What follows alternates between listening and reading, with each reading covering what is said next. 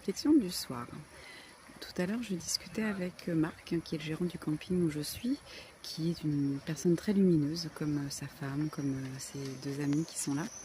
Et on a eu une belle discussion. Et à un moment, il me raconte, on parlait d'entraide. Et à un moment, il me raconte qu'un jour, il aide une dame. Alors, je ne sais plus ce que c'était, hein, parce qu'on a parlé de beaucoup de choses. Hein, et puis, vous connaissez ma mémoire de poisson rouge. Donc, il aide cette femme, et puis cette femme lui tend un billet pour le remercier. Et là, il lui dit non, non, vous ne me payez pas. Il lui dit mais comment je peux vous aider? Comment je peux vous remercier? Et il lui dit mais vous savez, c'est simple. La prochaine fois que vous verrez quelqu'un qui est en difficulté, quelqu'un qui a besoin, vous pourrez l'aider, eh bien vous aurez une pensée pour moi quand vous allez l'aider, tout simplement.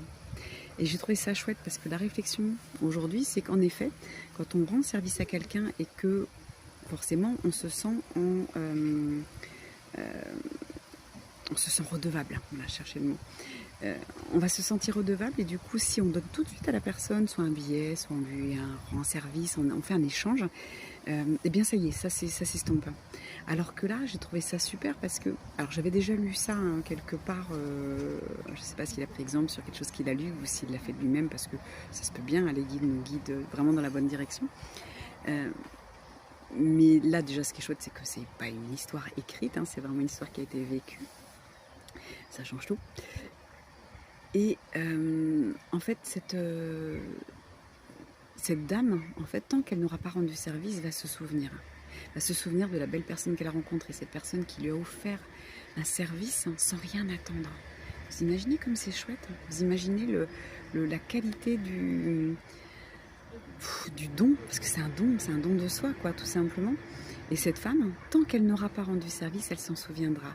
Et d'elle-même, qu'est-ce qu'elle va faire? Elle va certainement faire pareil. Et du coup, c'est une chaîne.